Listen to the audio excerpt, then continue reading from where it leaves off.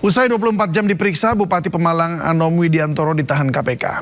Bersama 3 tersangka lain, Bupati Pemalang diduga terkait dugaan suap proyek dan jual beli jabatan di lingkungan Pemkab Pemalang.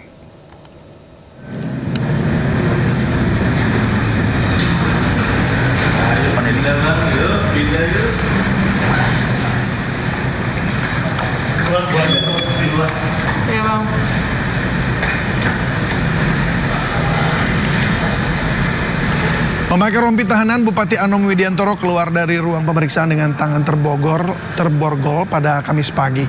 Anom langsung digiring ke mobil tahanan. Anom meminta maaf pada masyarakat Pemalang atas kasus yang menjeratnya.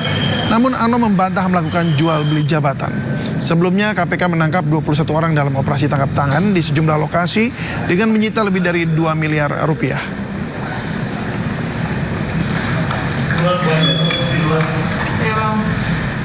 Dalam kasus korupsi Bupati Pemalang terungkap seorang staf administrasi KPK menjadi salah satu tersangka pemerasan.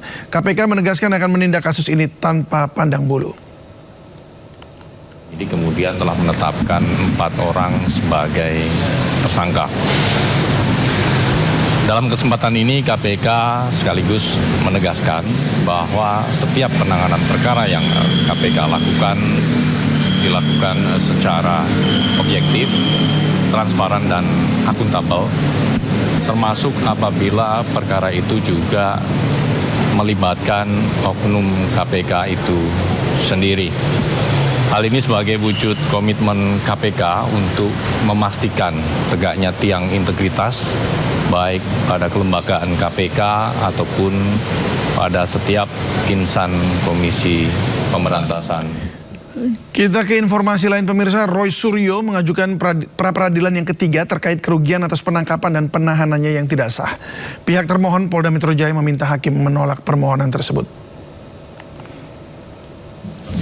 Pra-peradilan ketiga Roy Suryo digelar di Pengadilan Negeri Jakarta Selatan dimulai pada Rabu kemarin dan hari ini sidang kembali digelar. Pihak termohon Polda Metro Jaya meminta hakim menolak permohonan ganti rugi oleh Roy Suryo. Alasannya tidak sahnya penangkapan dan penahanan Roy Suryo tidak otomatis membuatnya berhak memperoleh ganti rugi. Menurut termohon, Roy Suryo tetap wajib membuktikan kerugian tersebut. Pengawasan yudisial. Di samping itu, penyidik juga dibebani. Penting adalah kenapa imaterialnya itu memang 100 juta. Sebenarnya itu adalah plafon tertinggi yang kemudian dipersyaratkan oleh undang-undang dari 500.000 sampai 1. Kalau teman-teman lihat yang waktu itu menjadi bukti yang kita putarkan pada saat sidang pra-peradilan yang pertama, itu luar biasa ya. Jadi saya bisa menceritakan kejadian sesungguhnya begini. Pada hari Kamis atau sehari sebelum itu kami itu baru pulang dari Bandung. Dan sejujurnya, ini benar sejujurnya, hari Jumat siang tuh saya ada 2 undangan, ya gitu, di 2 podcast, ya gitu. Sabtunya saya tuh mau keluar kota, ya. Sabtu tuh mau keluar kota karena ada permintaan konsultasi teknis, ya. Ini nggak ada hubungannya dengan kasus ijazah, tapi konsultasi teknis. Karena saya biasa memberikan konsultasi di luar kota. Dan teman-teman kalau bisa lihat rate-nya, itu ya mungkin akan bisa tahu lah rate seorang konsultan kemudian keluar kota berapa, ya gitu. Tentu tidak keluar negeri. Saya tidak bisa melakukan ke luar negeri, itu kerugian bagi saya karena saya masih dicekal. Dan itu saya bocorkan dikit. Soal pencekalan itu, ya mungkin itu akan kami permasalahkan juga. Karena nanti. Untuk mengetahui informasi terkini kita sudah terhubung dengan rekan Jen Cahyani di PN Jakarta Selatan. Jen, bagaimana pra-peradilan jilid 3 Roy Suryo berjalan tadi? Ya, baik David dan juga pemirsa, untuk pra-peradilan Roy Suryo yang ketiga ini yang menuntut ganti rugi kepada pihak termohon yakni Polda Metro Jaya nanti akan dilanjutkan pada pukul 17.30 atau setengah 6 sore waktu Indonesia Barat. Kalau kita tadi sempat mendengarkan pada sidang siang tadi dan juga wawancara atau pernyataan yang disampaikan oleh pihak kuasa hukum Roy Suryo dan Roy Suryo itu sendiri, memang untuk pra-peradilan kali ini yakni menyangkut dengan permohonan ganti rugi senilai 206 juta rupiah, di mana ini termohonnya yakni dari Polda Metro Jaya buntut atas putusan yakni di mana penahanan dari Roy Suryo ini diputuskan tidak sah oleh majelis hakim, yang kemudian dari pihak Roy Suryo menuntut ganti rugi sebesar 206 juta rupiah kepada pihak termohon yakni Polda Metro Jaya. Dan juga dari pihak termohon tadi sudah menyampaikan kalau Polda Metro Jaya sebagai termohon ini menyampaikan atau meminta kepada majelis hakim untuk menolak permohonan ganti rugi tersebut. Alasannya yakni nilai yang diajukan oleh pihak Roy Suryo yakni senilai 206 juta rupiah yang merupakan kerugian material, kerugian imaterial juga, ini tidak bisa dikonversikan kepada atas penahanan yang kemudian tidak sah. Jadi dari Polda Metro Jaya menyatakan kalau tidak bisa dihitung secara imaterial, yakni senilai 100 juta rupiah kalau dihitung dan dikalkulasikan sehingga semuanya jumlahnya 206 juta rupiah. Dan mereka dari pihak Polda Metro Jaya menyatakan kalau hal tersebut atau kalkulasi tersebut tidak objektif. Sementara dari pihak Roy Suryo menyatakan kalau kerugian imaterial yang dirasakan atau yang didapatkan ini menyangkut terkait dengan pada saat penahanannya, yakni Roy Suryo mengatakan kalau ada perlakuan yang buruk dari pihak Polda Metro Jaya pada saat Roy Suryo ini ditahan maupun pada saat pemeriksaan kesehatan dan juga yang pada saat itu sempat juga dirawat inap. Namun Roy Suryo mengatakan kalau ia sempat diperlakukan secara paksa pada saat pemeriksaan kesehatan dan juga penahanan seperti itu, baik itu pemaksaan menggunakan rompi oren, borgol dan lain sebagainya, dan juga pemaksaan pada saat melakukan pemeriksaan atau di rumah sakit ini diseret paksa begitu untuk ditahan oleh pihak Polda Metro Jaya. Dan ini masuk kepada kerugian imaterial menurut pihak kuasa hukum Roy Suryo, dan ini dikonversikan atau dikalkulasikan untuk penggantian ganti rugi yang diajukan kepada pihak termohon yaitu Polda Metro Jaya. Dan nanti pada pukul 5:30 sore, David dan pemirsa, kita akan mendengarkan bagaimana respon dari pihak Roy Suryo. Kalau tadi kita sudah mendengarkan dari pihak termohon yaitu Polda Metro Jaya yang meminta untuk majelis hakim menolak permintaan atau permohonan dari Roy Suryo, nanti kita akan mendengarkan dari pihak Roy Suryo yang akan berbicara di ruang sidang kepada majelis hakim bagaimana respon mereka terhadap respon dari Polda Metro Jaya atas permohonan yang diajukan Roy Suryo yakni ganti rugi sebesar 206 juta rupiah. Sementara itu David. Baik Jen, kalau begitu kita tunggu update selanjutnya. Selamat bertugas kembali. Pemirsa, kita kembali ke OTT KPK. Bupati Pemalang Anom Widiantoro dan 20 orang lainnya terjaring operasi tangkap tangan KPK. Sang istri juga ikut diperiksa KPK. Bu Novi, kemana Bu? KPK melakukan operasi tangkap tangan terhadap Bupati Pemalang Anom Widiantoro dan 20 orang lainnya. Dalam operasi ini, KPK juga mengamankan barang bukti uang tunai 2 miliar rupiah. Juru bicara KPK Budi Prasetyo mengatakan uang tunai yang disita merupakan barang bukti yang didapat dari 3 lokasi penangkapan di Jakarta, Kabupaten Pemalang, dan Kabupaten Purworejo. Budi menjelaskan operasi senyap ini diduga berkaitan dengan penerimaan-penerimaan dari proyek yang diterima Bupati Anom. Penerimaan ini diduga berkaitan dengan proyek di lingkungan pemerintah Kabupaten Pemalang hingga dalam jual beli jabatan. Di mana dalam rangkaian peristiwa tertangkap tangan tersebut, tim mengamankan sejumlah 21 orang, 5 orang diamankan di Jakarta, 15 orang diamankan di Pemalang, dan 1 orang diamankan di Purworejo.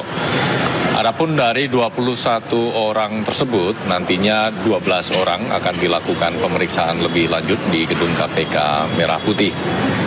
Dari 12 orang tersebut, 5 diantaranya yang diamankan di Jakarta saat ini sudah dilakukan pemeriksaan di Gedung Merah Putih.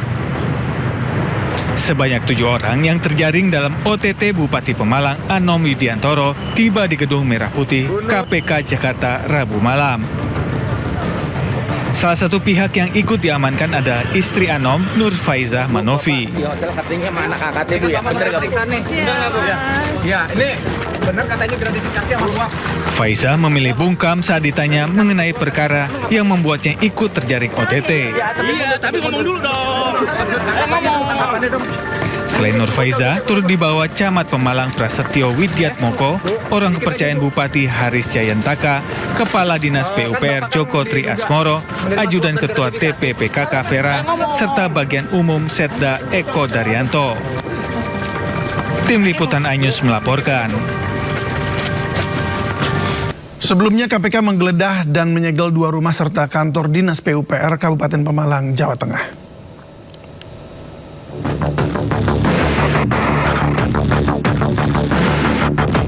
KPK menggeledah dan menyegel 2 rumah di perumahan Mutiara Residence Pemalang serta kantor dinas PUPR Pemalang. Salah satu rumah yang disegel disebut milik seorang kontraktor berinisial O yang diduga kerabat Bupati Pemalang. Pasca OTT KPK, Pemkab Pemalang memastikan aktivitas pemerintahan dan pelayanan publik tetap berjalan normal. Pemkab Pemalang masih menunggu informasi resmi dari KPK. Pagi ini kita masih menunggu informasi yang lebih pasti begitu tentang peristiwa yang terjadi. Tapi yang paling penting kita pastikan dan kita sudah minta kepada semua jajaran untuk kegiatan rutin pelayanan kepada masyarakat untuk dipastikan tetap terus berlangsung dengan baik. Selain menjaring 21 orang, KPK juga menyita uang tunai 2 miliar rupiah dari 3 lokasi penangkapan di Jakarta, Kabupaten Pemalang, dan Kabupaten Purworejo. Dari Pemalang, Jawa Tengah, Suryono Soekarno, iNews melaporkan. Sepanjang semester 1 2026, Komisi Pemberantasan Korupsi menetapkan 119 terdakwa dan melakukan 12 operasi tangkap tangan. KPK menyebut pencapaian ini meningkat dibanding semester 2 tahun 2025. Mengusung tema kokoh di tengah transisi akuntabel layani negeri, KPK menggelar konferensi pers pencapaian hasil kinerja semester 1 2026, yakni melakukan 72 penyelidikan, menetapkan 119 terdakwa dan melakukan 12 OTT. Ketua KPK Setio Budianto menyebut tingginya OTT KPK di semester 1 2026 bukan keberhasilan semata, justru menunjukkan korupsi masih menjadi masalah serius. Praktek suap, pengaturan proyek, penyalahgunaan kewenangan, jual beli jabatan masih ditemukan dalam berbagai sektor pelayanan publik. Lembaga anti rasuah ini memastikan aset hasil korupsi kembali ke negara agar bermanfaat bagi masyarakat. KPK mengklaim telah mengembalikan uang hasil korupsi lebih dari 229 miliar rupiah. Tengah kita, korupsi masih menjadi. KPK telah menghimpun data capaian penyelidikan, penuntutan dan persidangan. Sebagaimana data penyelidikan ada 72, kemudian terdakwa yang sampai ke pengadilan ada 119, kemudian perkara yang dilimpahkan ada 46 sepanjang 25 dibandingkan ini ya. Jadi untuk semester 1 perbandingannya lebih banyak dibandingkan semester 2 di tahun 2025. Kemudian sampai dengan bulan Juni ada 12 kegiatan penyelidikan tertutup atau tertangkap tangan. Namun demikian perlu diingat bersama juga bahwa pemberantasan korupsi tidak berhenti pada putusan hakim. KPK turut memastikan hasil korupsi tersebut kembali ke negara agar bermanfaat sebesar-besarnya bagi masyarakat. KPK memastikan aset hasil korupsi kembali bermanfaat nyata bagi negara dan masyarakat melalui lelang, kemudian penetapan status penggunaan PSP, serta hibah ke instansi publik. Nah ini sebagaimana dalam data ada beberapa yang sudah dialihkan ya totalnya atau dihibahkan atau yang penetapan status penggunaan ke beberapa kementerian lembaga termasuk pemerintah daerah nilainya ada 229 miliar, 81 miliar. Kemudian sejumlah aset dari perkara ini telah digunakan kembali dan dimanfaatkan oleh pemerintah. OTT yang dilakukan KPK dalam beberapa hari terakhir disorot publik, pemirsa. Di satu sisi patut diapresiasi, namun menurut Boyamin Saiman, KPK justru masih perlu didorong untuk lebih baik. Ya, menurut Boyamin Saiman, Koordinator MAKI, kinerja KPK masih harus dievaluasi untuk lebih baik lagi. Pasalnya masih banyak kasus besar yang lewat dari KPK. Padahal seharusnya KPK lah yang menjadi lembaga yang mengusut tuntas sejumlah kasus besar. Boyamin merasa jika KPK mengincar kasus-kasus korupsi di daerah saja, itu ibarat berburu hewan di kebun binatang. Makanya saya ngomong itu berburu di depan di dalam kebun binatang tiap hari akan bisa kena, tinggal mau yang mana gitu aja. Nah Tapi juga saya kritik KPK. KPK justru rajin OTT di bupati-bupati ini, ya mereka jiper karena sudah makin menurun kualitasnya, karena apa? Tidak berani yang besar. Makanya kalau yang 2 terakhir ini ya, yang MBG itu sudah pernah dilaporkan KPK, tidak ditangani. Kemudian ditangani Kejaksaan Agung. Terkait dengan Febri Ardiansah, pernah bahkan saya ikut melaporkan di pertengahan 2024, tidak ada respon. Terus kemarin diajak supervisi di Polda Metro Jaya, kabur, gitu kan? Nah ini saya ya sebenarnya kepala daerah harus ditangkap karena suap, tapi kemudian jangan kemudian ini jadi target utama gitu ya. Sekedar kerja, biar dianggap kerja, terus menangkapi bupati-bupati yang besar nggak berani. Banyak kasus mangkrak, EKTP mangkrak, CSRBI BI juga mangkrak, lingkungan pusat banyak yang mangkrak. Kemudian akhirnya ini alasannya mereka kalau dikejar, lah kami sedang sibuk OTT, maka yang kasus besar-besar akhirnya menjadi terlantar gitu. Wah, ini menarik itu berarti nanti bisa kita jadikan bahan diskusi lagi ya Mas Boy ya. Mengapa KPK hanya menargetkan sejauh ini daerah-daerah saja OTT-nya, begitu ya? Iya, karena ketakutan mereka nampak sekarang ini bahwa mereka kena remote, takut sendiri, padahal nggak ada yang menakutkan mereka. Tapi kalau takut beneran karena ada yang menakuti, oke. Memang kelihatan KPK-nya ketakutan, Mas Boy. Lah buktinya 2 kasus besar yang terakhir, Febri Ardiansah itu kan penegak hukum, harusnya itu makanannya KPK, harusnya kan begitu. Masa kalah dengan polisi bahkan level Polda gitu kan? Nah, Penyidik tindak pidana khusus Kejaksaan Tinggi Jawa Timur menahan Kepala Bidang Geologi dan Air Tanah Dinas ESDM Provinsi Jawa Timur karena diduga melakukan korupsi pungutan liar proses perizinan. Penyidik menyita barang bukti uang tunai dan perhiasan emas senilai 1,9 miliar rupiah.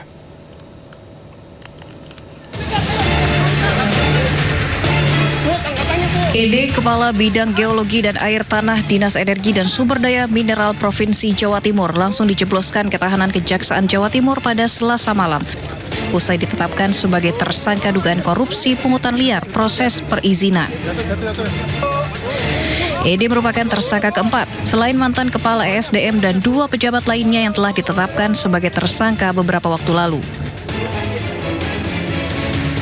Aspidsus Kejati Jatim mengungkapkan bahwa peran ED menyalahgunakan wewenang dengan meminta sejumlah uang kepada pemohon izin di luar ketentuan terkait pemanfaatan air dan tanah dengan nilai total mencapai miliaran rupiah.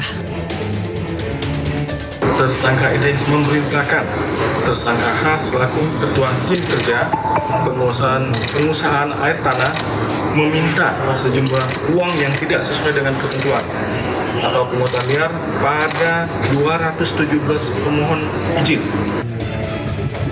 Dari tangan tersangka ED, penyidik menyita barang bukti uang tunai dan perhiasan emas senilai 1,9 miliar rupiah. ED ditahan di Rutan Kelas 1 Surabaya Cabang Kejati Jatim selama 20 hari ke depan guna proses penyidikan. Dari Surabaya, Jawa Timur, Hari Tambayong, iNews melaporkan. Mantan Wakapolri Komjen Purnawirawan Nugroho memenuhi panggilan klarifikasi Korps Pemberantasan Tindak Pidana Korupsi Polri.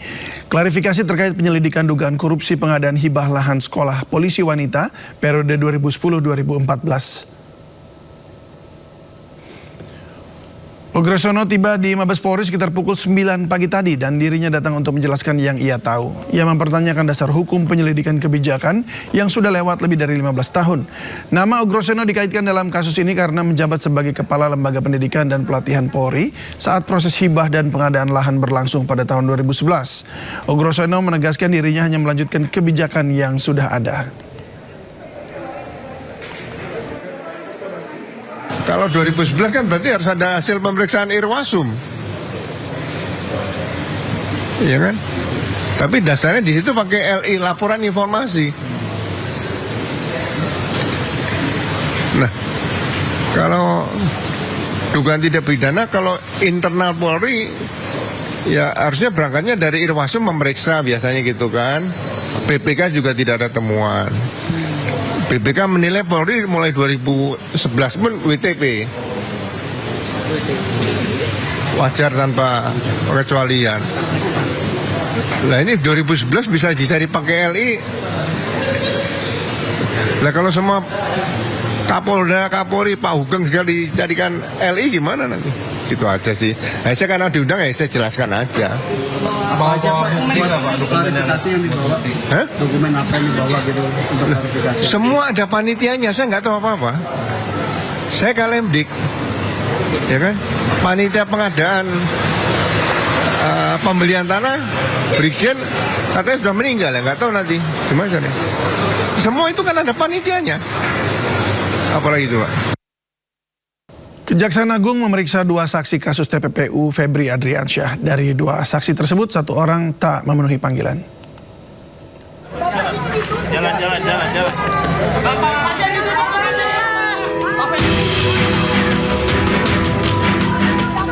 Tim penyidik Kejaksaan Agung atau Tim 9 memanggil 2 saksi untuk diperiksa dalam penyidikan kasus dugaan tindak pidana pencucian uang atau TPPU yang menjerat mantan Jampitsus Febri Adriansyah pada hari Rabu. Namun hanya 1 saksi yang memenuhi panggilan penyidik. Dalam keterangan tertulisnya, Kejaksaan Agung menyebut pemanggilan 2 saksi dilakukan untuk kepentingan penyidikan berdasarkan surat perintah penyidikan kasus dugaan TPPU yang melibatkan Febri Adriansyah.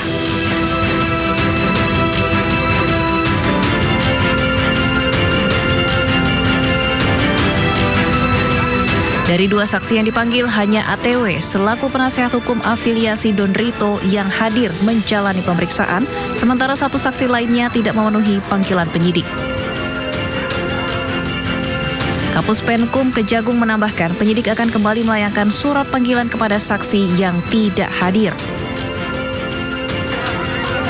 Pemeriksaan saksi masih terus dilakukan untuk memperkuat alat bukti dalam perkara tersebut. Tim Liputan iNews melaporkan. Kita ke informasi lainnya, pemirsa. Presiden Prabowo Subianto menghadiri akad massal 62.000 rumah di daerah Kabupaten Batang, Jawa Tengah. Presiden Prabowo Subianto bersama jajaran kementerian hadir di Kabupaten Batang, Jawa Tengah untuk akad massal 62.000 rumah subsidi dan kur perumahan 880 miliar rupiah hari ini.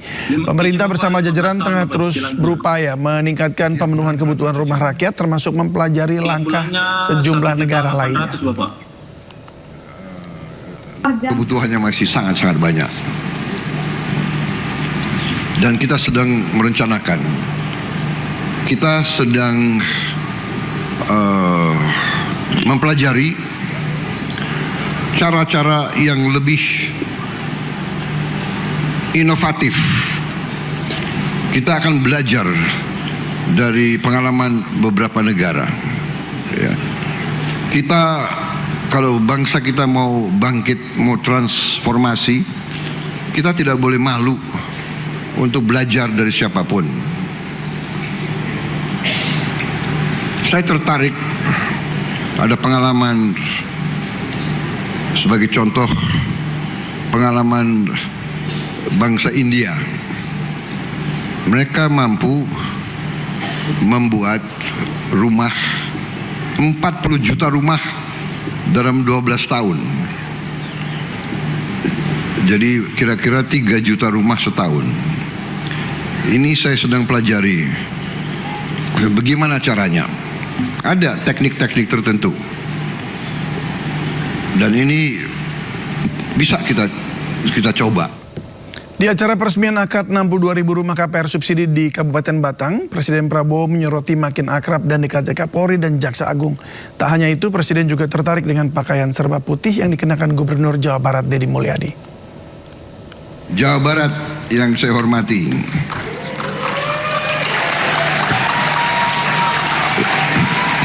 Saudara KDM, Saudara Deddy Mulyadi. Sepatunya harus putih juga. Tali sepatu warnanya apa itu? Hah? Merah. Oh, talinya apa? Coklat.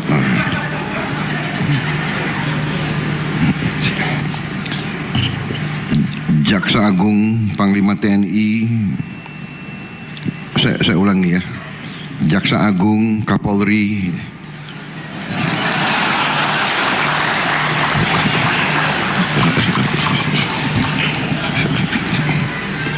selalu berdekatan baru Panglima TNI. Kepala Badan. Hasan Nasbi, penasihat khusus Presiden bidang komunikasi, menegaskan di negara demokrasi semua orang bebas berpendapat. Presiden juga menerima dikritik tanpa mempersoalkannya. Besar itu. Melalui media sosialnya, Hasan Nasbi mengungkapkan label sebutan kritikan, bahkan mungkin prejudis yang pernah disampaikan oleh kelompok kritis selalu diterima oleh Presiden tanpa reaksi berlebihan. Semua kritik diterima mulai dari yang agak sopan sampai tidak sopan. Menjadi ekonomi. Label, sebutan, kritikan, bahkan mungkin prejudis yang pernah disampaikan oleh teman-teman yang mengaku kelompok kritis ini terhadap Presiden Prabowo. Coba sebutin aja. Dari mulai yang agak sopan sampai yang paling nggak sopan kan pernah disampaikan oleh mereka. Kata-katanya terhadap Presiden Prabowo. Tapi kalau Pak Prabowo bilang londo ireng, langsung meradang-meradang. Langsung marah-marah. Seolah kita tidak bisa saling menyampaikan pendapat satu sama lain. Padahal di dunia kritik, di dunia kebebasan berpendapat, seharusnya kebebasan berpendapat itu berlaku dua arah. Anda boleh mengata-ngatai pemerintah, tapi pemerintah juga boleh dong mengkritik Anda. Pemerintah juga boleh dong meluruskan supaya hal-hal yang tidak benar selama ini itu juga bisa menjadi benar. Jangan kemudian ketika misalnya pemerintah menyatakan ada londo ireng yang berpakaian wartawan, pengamat, dan LSM, terus Anda marah bahwa pemerintah nggak boleh bilang itu. Nah ini yang juga saya bilang secara mentalitas kita, yang pertama tadi, suka memaksakan jalan searah menjadi jalan dua arah, dan sebaliknya, di jalan yang harusnya dua arah, ketika berpendapat dan mengkritik kita bisa melakukannya secara dua arah, Anda hanya pengen satu arah. Gitu. Makanya pada marah-marah dan minta Presiden untuk menyampaikan permintaan maaf ketika misalnya ada sebagian orang yang dituduh sebagai londo ireng. Presiden Prabowo Subianto mengajak warga untuk meninggalkan penggunaan atap seng. Atap seng mudah berkarat dan menyebabkan sejumlah penyakit. Presiden menganggap bangsa Indonesia sudah lama menggunakan ijuk dan genteng. Sudah kena kanker paru-paru. Padahal dia nggak merokok. Dari mana? Iya, dari karat. Dari asbes, dari macam-macam. Aslinya bangsa Indonesia tidak pakai seng. Kalau perlu kita kembali pakai ijuk. Kembali pakai rumbai. Kalau tidak kita harus cari. Rakyat kita dari dulu bisa bikin genteng kok. Genteng bukan teknologi baru. Rakyat kita dari dulu pakai genteng. Seng ini cepat berkarat. Karat ini tidak baik untuk kesehatan. Begitu banyak nanti penyakit paru-paru tanpa kita sadari. Orang-orang muda sudah kena kanker paru-paru. Padahal dia nggak merokok. Dari mana? Iya, dari karat. Dari asbes, dari macam-macam kimiawi.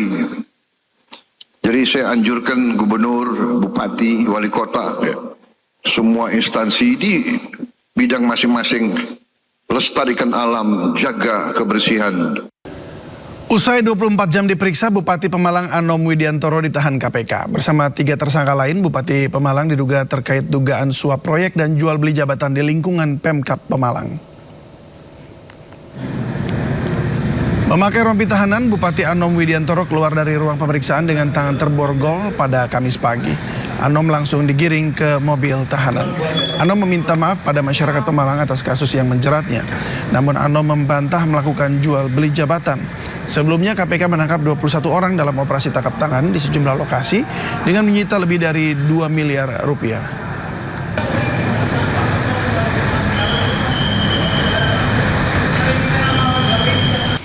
Dalam kasus korupsi Bupati Pemalang terungkap seorang staf administrasi KPK menjadi salah satu tersangka pemerasan. KPK menegaskan akan menindak kasus ini tanpa pandang bulu.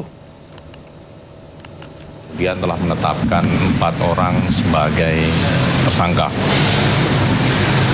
Dalam kesempatan ini KPK sekaligus menegaskan bahwa setiap penanganan perkara yang KPK lakukan dilakukan secara objektif, transparan dan akuntabel, termasuk apabila perkara itu juga melibatkan oknum KPK itu sendiri.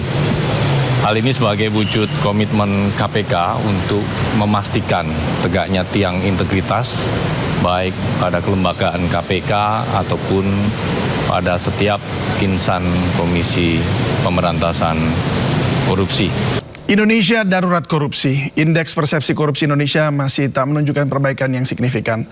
Terkuaknya aksi korupsi oknum aparatur negara memberi informasi bahwa jajaran aparatur juga bermain di lautan uang. Ironisnya tak ada lembaga aparatur yang benar-benar bersih seutuhnya. Nah, untuk membahasnya sudah bergabung bersama kami melalui sambungan Zoom mantan Ketua KPK Saud Sitomorang. Selamat sore Pak Saud. Sore Mas David. Ya Pak Saud, ini salah satu staf dari KPK ya ini ditangkap dan ditetapkan tersangka. Sebelum saya nanya secara teknis mengenai akses, apa tanggapan Anda mengenai hal ini? Ya tentunya memalukan dong ya, gimana di tengah Mas David tadi di peran pengantar juga mengatakan dengan indeks persepsi korupsi 34, saya di banyak tempat mengatakan ini benar-benar sekelas Nepal. Ini malah sekarang ini dengan kayak begini di bawah Nepal kelasnya sudah. Tinggal kita tunggu aja indeks persepsi korupsi Januari 2026 yang akan 2027. Jadi ini memalukan sebenarnya, dan tapi sebenarnya Mas David ya ini udah kita perkirakan kok ketika undang-undang KPK diganti tahun 2019. Kira-kira gitu Mas. Baik, nanti sebelum ke arah yang soal undang-undangnya, kita tanya dulu nih yang soal siapa saja sebenarnya di KPK yang bisa mengakses informasi mengenai perkara yang sedang ongoing gitu yang ditangani. Ya itu tergantung nanti pertama kali laporan itu dikirim lewat siapa gitu, lewat email kah, atau lewat telepon, atau lewat kemudian surat di bawah itu kan setiap pagi tuh ada orang ngantar-ngantar tuh di bawah tuh. Ya itu biasanya dicatat tuh di situ. Nah itu dicatat itu by definition itu sebenarnya dia KPK sudah menanganinya. Selepas itu dibuka atau tidak oleh pimpinan, tapi begitu surat itu tercatat tanggal sekian itu artinya itu sudah ditangani oleh KPK. Nah kemudian surat itu masuk kemana? Biasa masuk pengaduan masyarakat ke Dumas. Dari pengaduan masyarakat nanti mereka akan pelajari, diklarifikasi, di cross check, double check lagi, ditanya si pengirimnya, diajak bicara dan seterusnya, sampai kemudian kalau dianggap sudah cukup dia akan paparan kepada pimpinan dan pimpinan menyetujui dilakukan penyelidikan. Nah penyelidikan tentu di situ ada kan satgas. Jadi kebocoran kalau Mas David itu lihat tadi bisa jadi waru pertama surat itu diterima juga sudah bisa mulai potensi kebocoran di situ. Karena ini kan disebutnya dia bukan penyidik ya, bukan penyidik, bukan penyelidik, tapi staf admin biasa. Tapi dia memiliki akses. Ini menunjukkan bahwa sebenarnya ada sesuatu yang kemudian agak berbeda dari yang sebelumnya, karena bagaimanapun ribuan surat, kadang-kadang bisa 8.000 surat per tahun itu kan semuanya itu potensinya adalah terjadinya peristiwa pidana, tetapi kelengkapannya yang belum. Nah kemudian bagaimana seseorang bisa mengakses itu, ini menjadi aneh. Yang saya pikir si kita nggak tahu bagaimana dia mendapat itu, nanti bisa ditanya apakah tergeletak kemudian dia baca atau bagian dari staf di situ dia tidak penyidik tapi dia bagian admin, kita nggak tahu, nanti itu yang perlu didalami Mas David. Baik, Anda kan juga dalam jajaran kepemimpinan ya, dalam tahap penyelidikan atau penyidikan ketika dibahas itu biasanya siapa yang hadir? Apakah ada staf-staf admin yang juga ikutan hadir mungkin sebagai pencatat atau apa?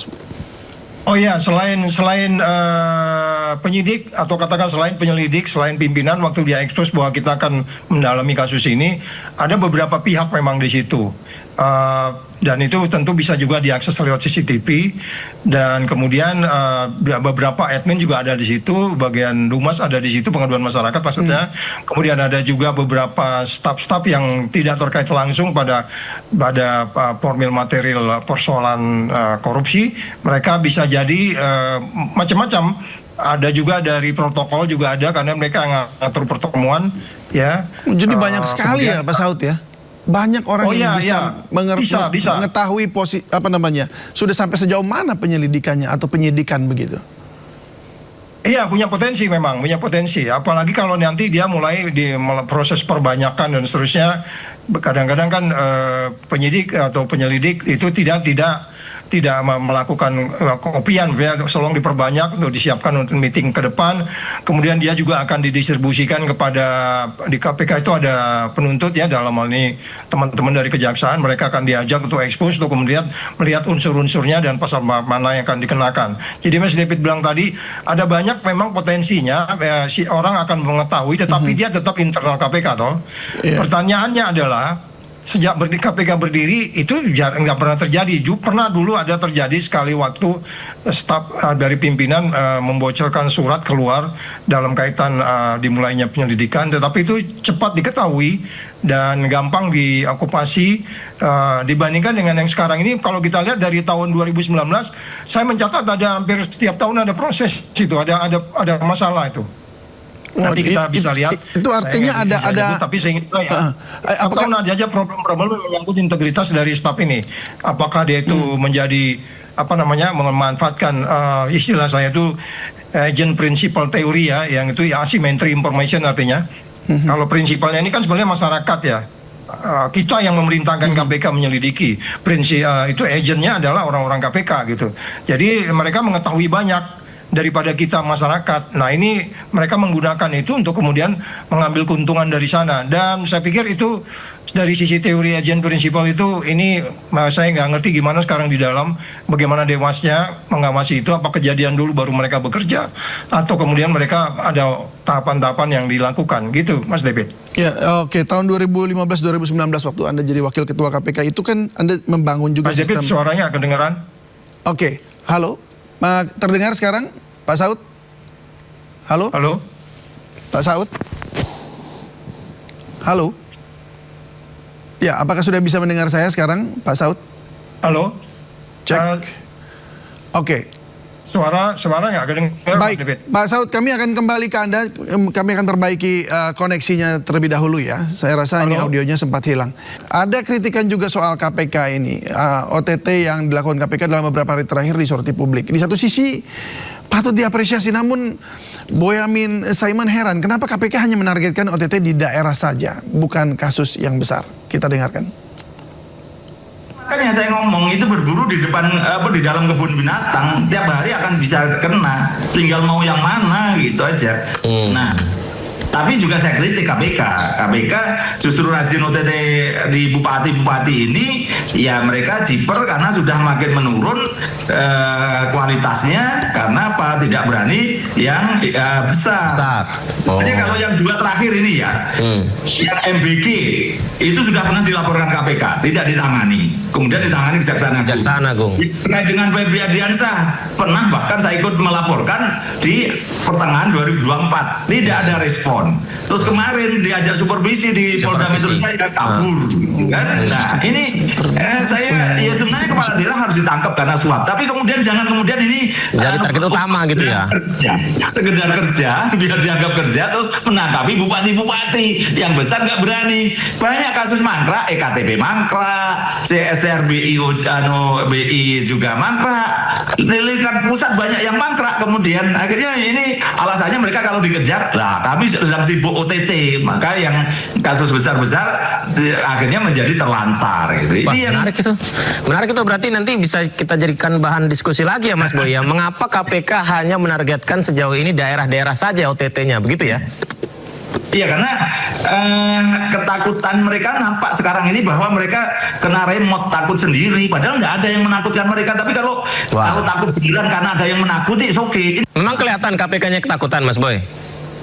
Lah buktinya dua kasus besar yang terakhir, Febri Ardiansah itu kan menegak hukum, harusnya itu makanannya KPK, harusnya kan begitu. Masa kalah dengan polisi bahkan level Polda gitu kan? Nah, kan. Usai 24 jam diperiksa, Bupati Pemalang Anom Widiantoro ditahan KPK. Bersama 3 tersangka lain, Bupati Pemalang diduga terkait dugaan suap proyek dan jual beli jabatan di lingkungan Pemkab Pemalang.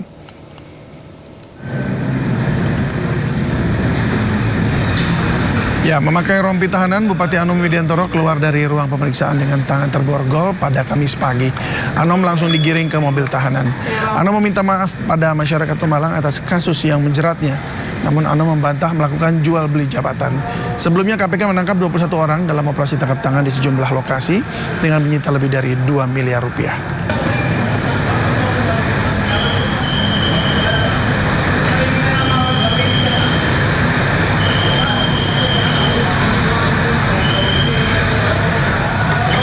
Dan dalam kasus korupsi Bupati Pemalang terungkap seorang staf administrasi KPK menjadi salah satu tersangka pemerasan. Dan KPK menegaskan akan menindak kasus ini tanpa pandang bulu. Dia telah menetapkan 4 orang sebagai tersangka.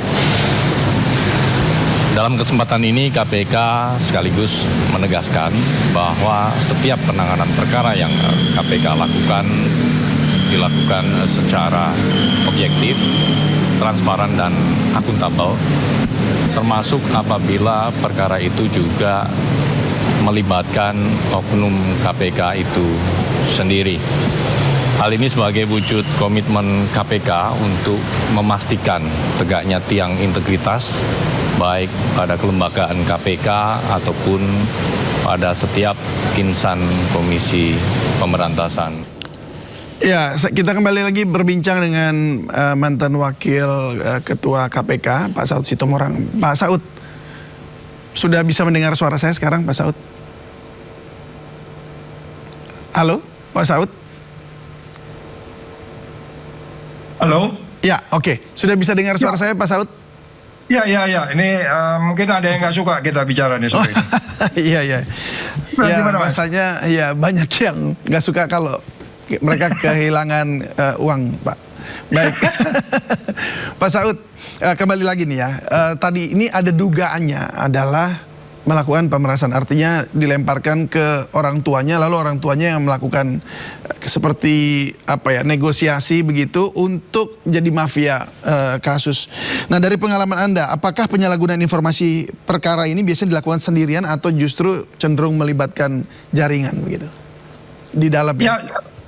Ya, di dalam bisa saja mereka bekerja sama, apalagi kalau dia memang tidak punya akses terhadap dokumen itu. Kan kita nggak tahu nih sekarang yang bersangkutan ini ngambil dokumen langsung, dia ngambil atau lewat seseorang lagi kan gitu kan. Nah, maka itu nanti kita lihat apakah memang dia langsung menangani itu sehingga kemudian dia di-copy sama dia atau kemudian mungkin dia tidak copy tapi dia catat. Kan nanti dia memberikan informasi itu kan kita bertanya bentuknya seperti apa. Cukup aja 2-3 baris informasi juga bisa saja, nggak mesti harus lengkap. Ya kan? Ya ada bla bla bla bla bla bla bla bla bla kirim lewat WA juga bisa.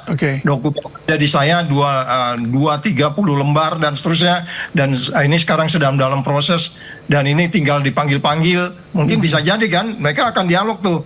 Tahapnya sekarang lagi dipanggil sehingga kemudian si yang di daerah ini tahu, oh iya kok dia tahu benar ya, berarti memang saya lagi dipanggil minggu lalu gitu.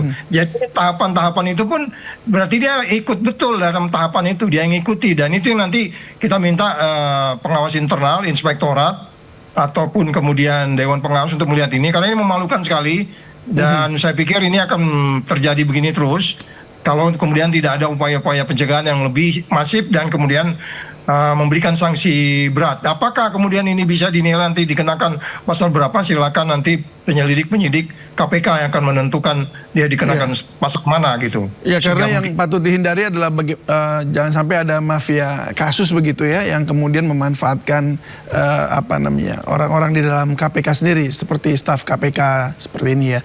Dan gini Pak, waktu itu kan Bapak juga adalah yang membangun sistem pengawasan internal, kemudian juga pengamanan informasi perkara dan juga budaya integritas gitu di KPK.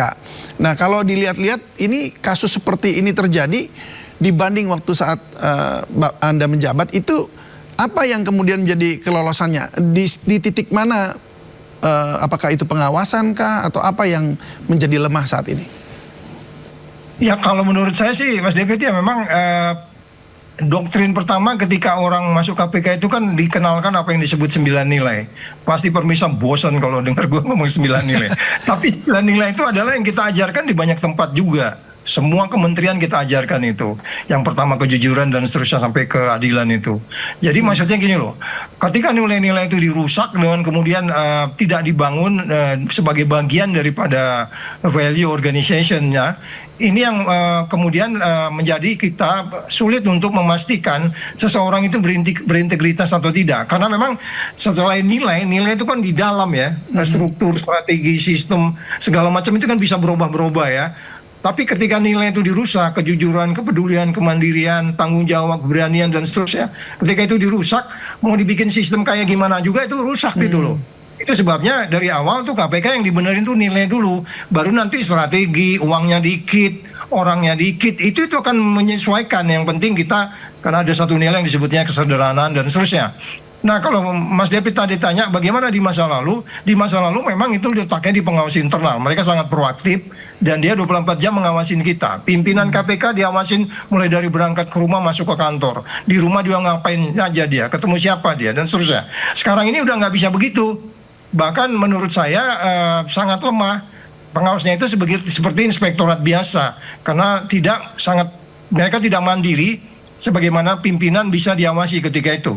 Dan contoh umpamanya kalau ada seseorang pegawai pengen menghadap pimpinan, mereka tidak pernah datang sendiri, selalu harus 3-4 orang, jadi nggak ada konflik of interest. Kalau dia menghadap pimpinan itu apa problemnya? Oh, karena dia besok sakit mau operasi, ya oke, itu pun harus didampingi 2-3 orang gitu. Jadi yang saya bilang body system atau saling cross check satu sama lain itu sudah nggak berlangsung itu di sana kayaknya. Kalau berlangsung pasti ini sempat bocor nih. Kan kita bisa gejala orang kan, kok dia ingin tahu atas kasus ini, kok dia ingin kapan umpamanya dia melakukan komunikasi clandestine, bisa jadi mungkin di rumah ya, tidak di kantor.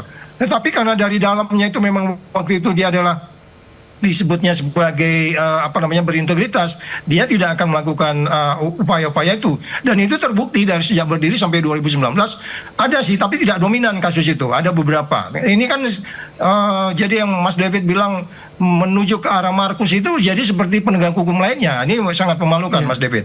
Ya, apakah pada saat perekrutan gitu ada kayak psikotes gitu yang memang bukan cuma penerapan memberi 9 nilai tersebut, tapi kayak psikotes memang bahwa ini orang bakatnya memang ada nih bakat mau mencuri atau ya mengakali sistem gitu.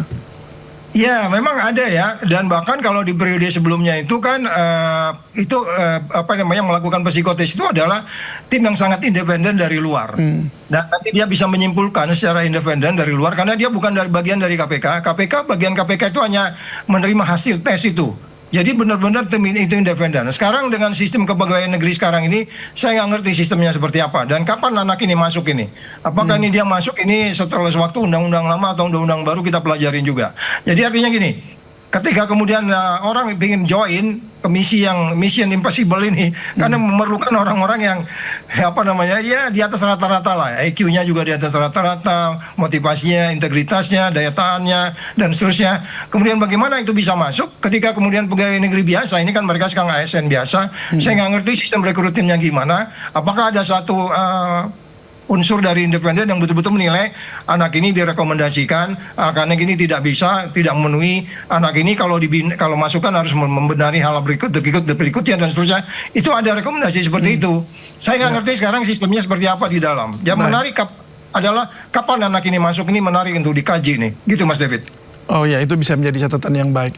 Dan begini, sekarang Pak Saud ya, ini tadi sempat dengar tayangan yang disampaikan oleh Koordinator Maki, Boyamin Saiman.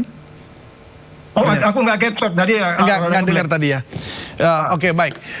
Jadi begini, dikatakan KPK saat ini itu lebih banyak fokus pada ya ini tadi bupati-bupati di kabupaten-kabupaten gitu yang istilahnya memang sudah ada dalam daftar nama orang-orang yang memang akan diciduk oleh KPK begitu ya. Jadi seperti kayak berburu tapi di dalam kebun binatang kalau menurut istilahnya Bang Boy itu.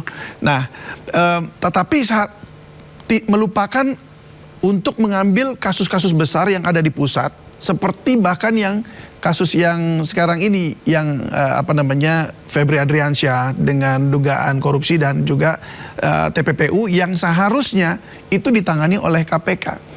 Nah, kalau menurut Anda sendiri bagaimana Pak Saud? Apakah memang seharusnya KPK yang mengambil alih kasus tersebut? Ya, memang dari awal kan sejak KPK itu didirikan karena ada dua problem di instansi Indonesia dalam hal ini kepolisian dan kejaksaan.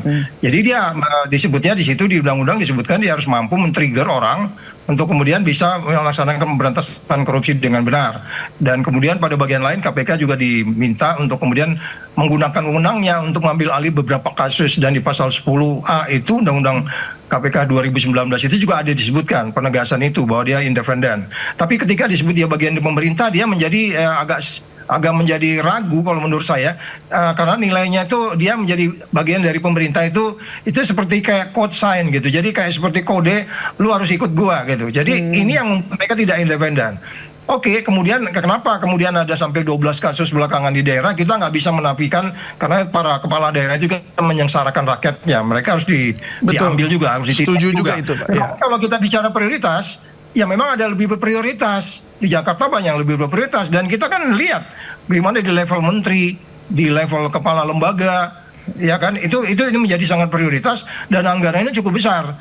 Karena kita bagaimanapun kan kita harus berpikiran yang disebutnya bahwa KPK itu harus ada yang disebutnya dari dulu itu big fish ya. Dia menangkap, jangan hanya menangkap small fish, tapi big fish. Ada sebutan ketika saya ingat sekali begitu wawancara itu, konsep big fish itu seperti apa. Itu kan filosofi mendalam.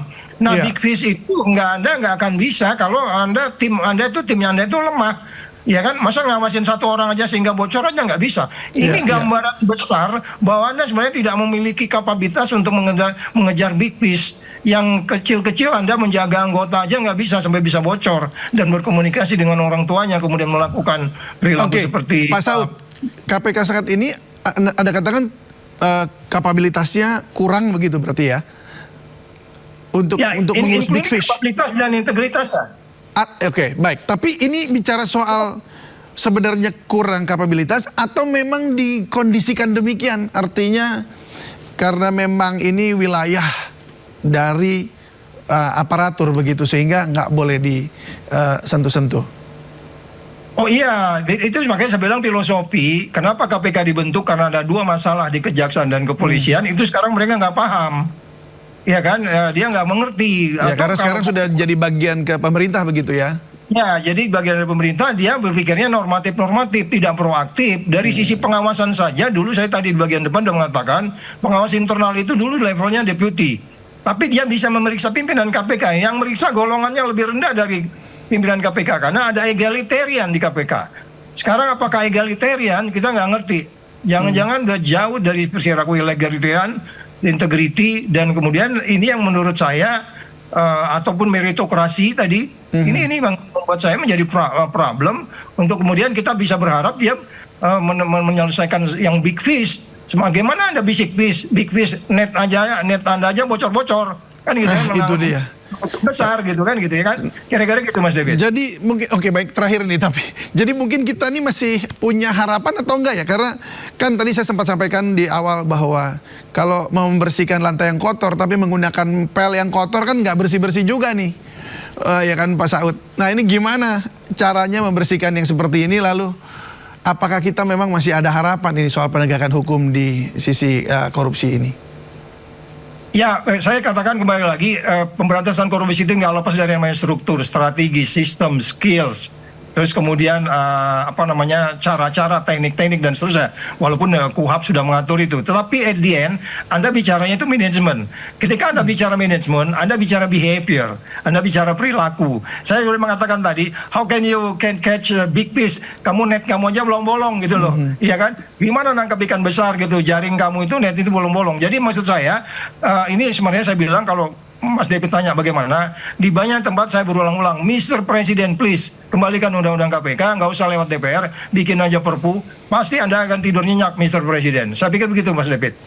Kelihatannya saya sependapat Pak Saud. Terima kasih banyak Pak Saud Situmorang sudah berbagi bersama kami di Sindo Sore. Semoga penegakan hukum kita kembali seperti sedia kala. Salam sehat selalu. Ya, sama-sama.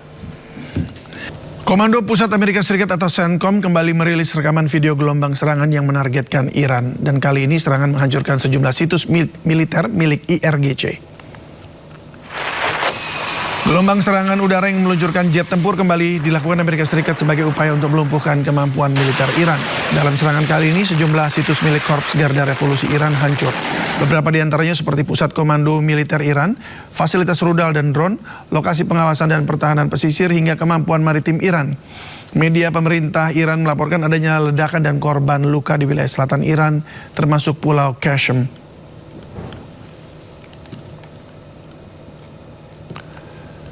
Pemirsa, Israel kembali melakukan serangan ke wilayah Gaza, Palestina. Dan kali ini kamp pengungsian warga Gaza menjadi target serangan udara di saat warga tertidur di malam hari.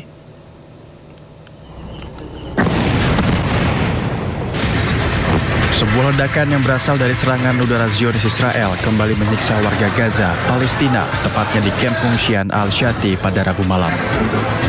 Serangan tersebut menghancurkan sejumlah bangunan dan membuat warga panik. Tidak hanya bangunan, serangan tersebut juga menghancurkan tenda-tenda pengungsian yang menjadi satu-satunya tempat tinggal warga Gaza. Pasca serangan, satu unit ambulans dan sejumlah petugas medis mengevakuasi korban untuk dilarikan ke rumah sakit terdekat. مخيم كامل بيحكوا على 35 عيلة بتسكن في هذا المخيم ما فيش إلا آثار دمار يعني طلع ما فيش أثر لأي خيمة هتسكن هلقيت في الشارع مش هتلاقي مكان هذه العائلات اللي بتسكن في المخيم هذا إنه تلاقي أي مأوى إنها تسكن فيه يعني العائلات 35 عيلة ما يقارب 150 شخص مع أطفالهم هيباتوا الليلة في الشارع.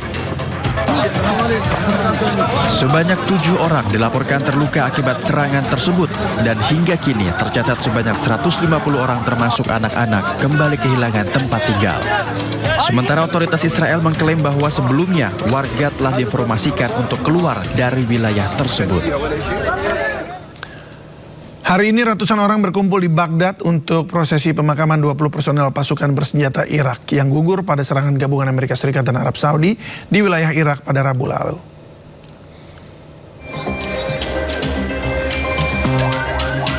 Serangan gabungan Amerika Serikat dan Arab Saudi ke wilayah Irak yang menewaskan 20 personel pasukan bersenjata Irak meninggalkan duka mendalam bagi warga Irak. Ratusan warga berkumpul di Baghdad untuk menghadiri prosesi pemakaman jenazah. Tangisan menyelimuti kedatangan mobil ambulans yang membawa jenazah prajurit terbaik Irak. Perwakilan Departemen Bimbingan Ideologi PMF Syekh Abbas Al-Tulaibawi sampaikan kritik atas kegagalan pemerintah Irak dalam melindungi negara.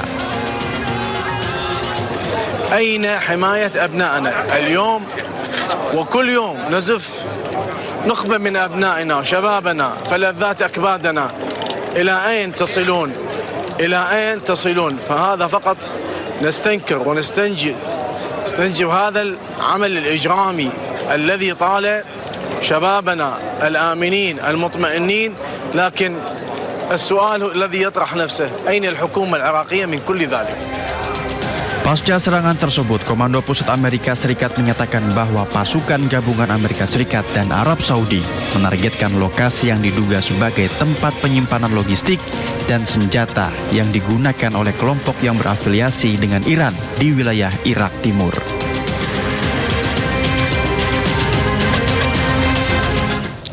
Pasca serangan gabungan Amerika Serikat dan Arab Saudi terhadap Irak di Provinsi Diyala, sejumlah alat berat diterjunkan untuk membersihkan puing-puing bangunan yang hancur.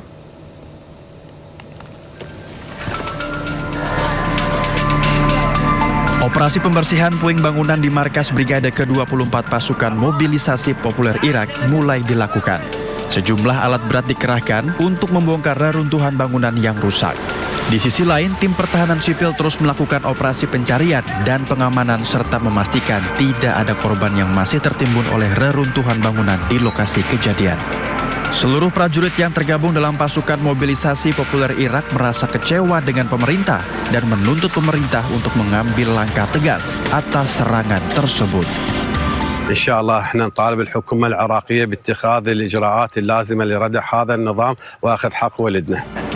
Berdasarkan informasi otoritas setempat, Perdana Menteri Irak sekaligus Panglima tertinggi Angkatan Bersenjata Irak, Ali Falih Al-Zaidi, memerintahkan pertemuan darurat Dewan Menteri untuk keamanan nasional pasca serangan tersebut.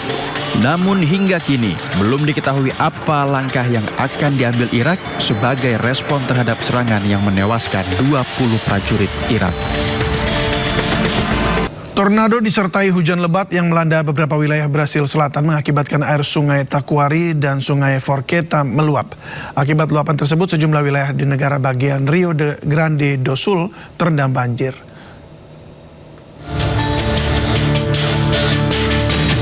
Akibat meluapnya 2 sungai di wilayah Brasil Selatan, sejumlah jalan raya dan jalan-jalan utama terendam banjir. Selain melumpuhkan jalan, banjir juga merusak barisan tiang listrik di jalan tersebut. Warga yang tinggal di sekitaran sungai terpaksa harus meninggalkan tempat tinggal dan mengungsi ke tempat penampungan atau rumah kerabat. Saat banjir melanda negara bagian Rio Grande do Sul, warga mengeluh kesulitan untuk memindahkan barang karena akses yang sulit dan minimnya bantuan pemerintah. A falta de caminhão também é constante para ajudar os moradores para tirar suas mobílias, né? São famílias que são realocadas para abrigos, para casa de amigos, parentes, conhecidos. Sebanyak 7 orang dilaporkan terluka dalam peristiwa ini dan pihak berwenang hingga kini masih terus melakukan pemantauan, pemberian bantuan, dan pemulihan.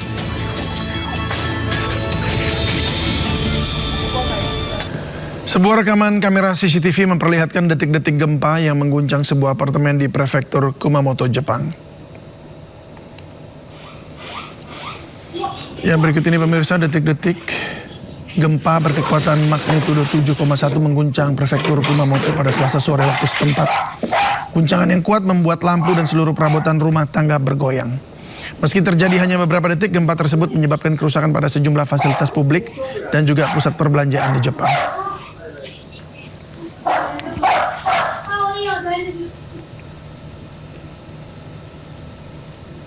Pasca gempa, tim penyelamat terus menyisir sejumlah titik untuk operasi pencarian korban.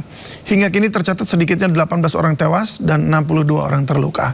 Sementara 8.800 orang kini berlindung di lebih dari 400 tempat penampungan yang telah menyediakan fasilitas pendingin udara, air minum, serta berbagai kebutuhan pokok lainnya.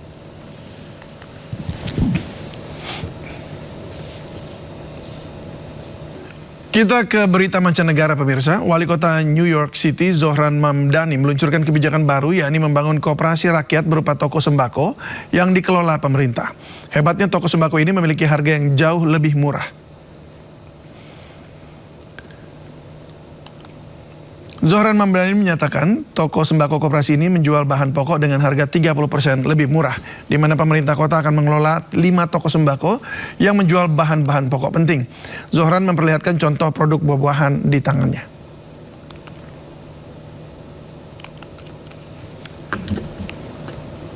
We all see this incredible example of produce in my hand.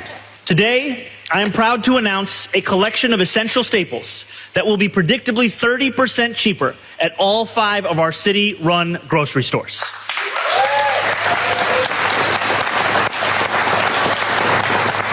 This core set of goods will include all fresh produce, meat, and seafood, along with 20 other essential items like cheese, milk, and bread.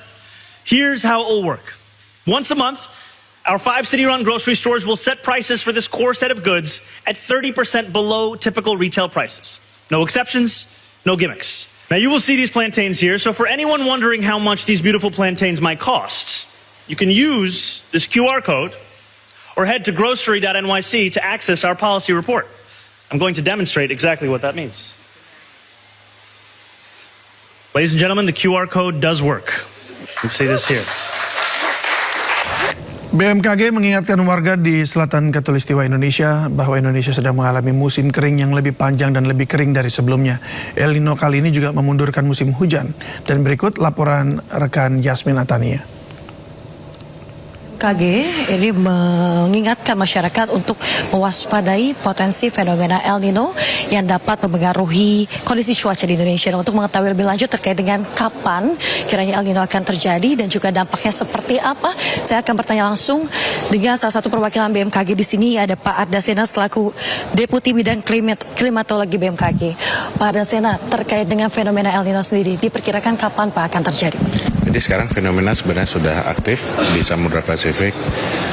Kami memonitor perkembangan El Nino sudah semenjak awal tahun. Kami menginfokan pada press release pertama bulan Maret mengenai kemungkinan terjadinya El Nino tahun ini secara bertahap. Dan melalui monitoring yang dilakukan oleh BMKG, kita melihat sekarang El Nino sudah aktif di Samudra Pasifik dengan intensitas yang kuat. Ya, gitu. Untuk di Indonesia sendiri Pak, wilayah mana saja Pak yang terdampak akan El Nino ini Pak? Umumnya wilayah Indonesia yang berada di selatan Khatulistiwa, dampaknya itu berupa musim kemarau yang lebih kering dan juga yang lebih panjang. Jadi El Nino itu sendiri sebenarnya datangnya setelah musim kemarau sudah masuk dulu di Indonesia. Setelah kemudian El Nino terjadi, kemudian itu memperkuat kondisi yang lebih kering dan kemudian juga memundurkan awal dari musim hujan sehingga kita melihat musim kemarau ini lebih kering dan juga lebih panjang. Mungkin Pak, apa yang perlu dipersiapkan untuk masyarakat dalam menghadapi El Nino ini Pak? Ya, sebenarnya bukan hanya El Nino-nya ya. El Nino itu tidak selalu sinonim dengan musim kemarau. Musim kemarau dan El Nino adalah dua hal yang berbeda. Jadi barangkali bagaimana masyarakat bisa mengantisipasi kondisi kering ini akibat musim kemarau dan El Nino gitu ya. Barangkali masyarakat bisa memperkuat imunitas tubuhnya dengan tetap juga menghidrasi, memperbanyak minum.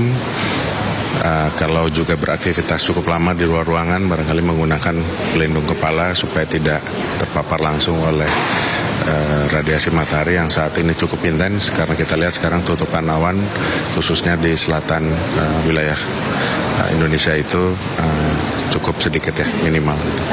Terima kasih banyak Pak Dasen atas informasinya. Ya pemirsa, itu tadi wawancara kami dengan perwakilan dari BMKG dan diharapkan agar masyarakat selalu memantau terkait dengan kondisi iklim terkini dan juga melakukan pencegahan ataupun antisipasi sejak dini guna meminimalisir dampak fenomena El Nino. Dari Jakarta, Yasmin Tania, Jemi Jasin Ayus melaporkan. Pemirsa, kisah haru Tri Rama, driver ojol di Kolaka yang menjadi orang tua tunggal untuk bayinya berusia 1,5 tahun, viral di media sosial. Pasalnya Tri Rama terpaksa meninggalkan bayinya sendirian di malam hari demi bekerja.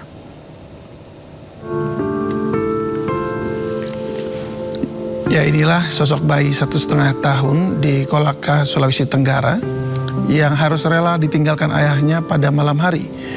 Dengan pintar bayi mengucap bye-bye saat ayahnya terpaksa pergi memenuhi orderan ojek online. Bekerja sebagai pengemudi ojek online, Tri terpaksa meninggalkan anaknya di kos sementara dirinya mengantar pesanan. Demi memastikan keselamatan anaknya, Tri memasang kamera CCTV kecil yang bisa dipantau dari HP-nya. Dan rekaman CCTV tersebut viral di media sosial. Pasalnya, di tengah kesendiriannya sambil memegang dot di mulut, bayi tersebut meletakkan bantal di depan pintu kamar kos sebagai makna dia menunggu ayahnya pulang. Meskipun seringkali berjam-jam kemudian sang ayah belum juga pulang dan bayi itu pun tertidur di kasurnya.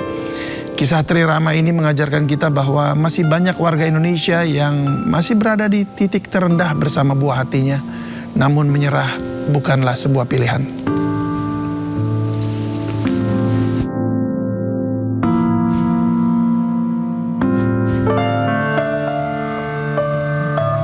Tri Rama merupakan ayah tunggal untuk anaknya.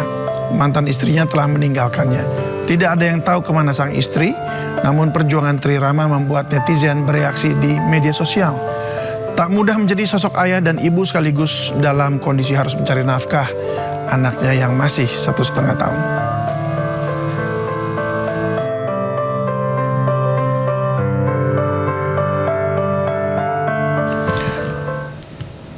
Pemirsa, Lurah Paya Pasir Sumatera Utara mengunjungi warga yang menyebabkan dirinya viral di media sosial. Lurah tersebut viral karena mengucapkan curhat dia bah. Enggak, karena kan semalam menurutku udah selesai. Tapi udah bagus kan, ya masalah memang nggak ada. Aku sama masalah apa? Ya, inilah Lurah Paya Pasir yang mengunjungi rumah warga yang berkeluh kesah ke Wali Kota Medan beberapa hari lalu. Dalam kunjungannya, Lurah dan warga menegaskan tak ada masalah dan tidak ada dendam yang terjadi. Namun keduanya kaget karena ucapan Lurah Paya Pasir, "Cie curhat dia bah," justru menjadi pembahasan ramai di media sosial. Yang lampu itu, yang suara Lurah itu setelah udah viral, aku ulang lagi. Oh, ada ngomong kayak gitu.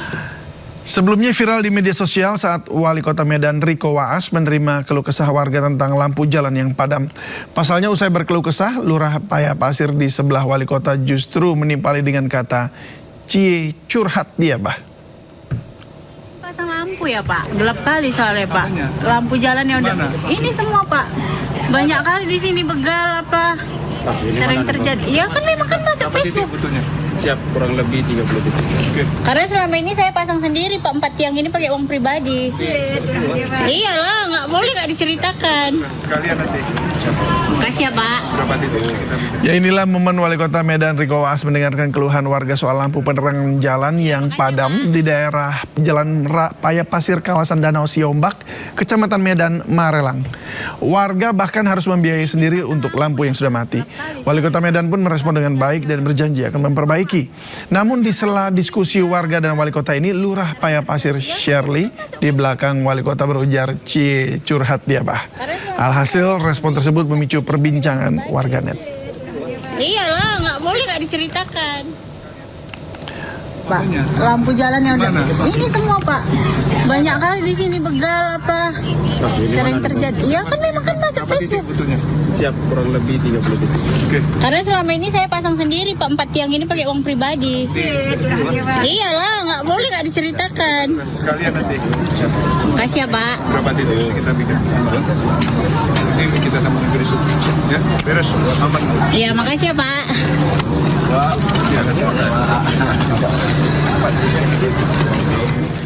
Ya, kira-kira nadanya begitu tadi ya, "Cie, curhat dia, Bah." Oke. Baik, nah ini ada juga yang sedang ditegur ya. Kepala BGN menegur keras seorang pegawai yang diduga bermain handphone saat rapat koordinasi nasional secara daring. Ada Korwil, siapa nih? Korwil Kabupaten Kayong Utara, siapa namanya? Adi Arfianto. Karo SDM, saya kasih penjelasan dia main handphone itu. Tolong dicatat, Korwil Kabupaten Kayong Utara Adi Afrianto. Siap, Pak. Saya minta yang bersangkutan dipindah ke Papua. Ya, ini ada Korwil, siapa nih? Korwil Kabupaten Kayong Utara, siapa namanya? Adi Arfianto. Karo SDM, saya kasih penjelasan dia main handphone itu. Tolong dicatat, Korwil Kabupaten Kayong Utara Adi Afrianto. Siap, Pak. Saya minta yang bersangkutan dipindah ke Papua. Ya. Siap. Segera.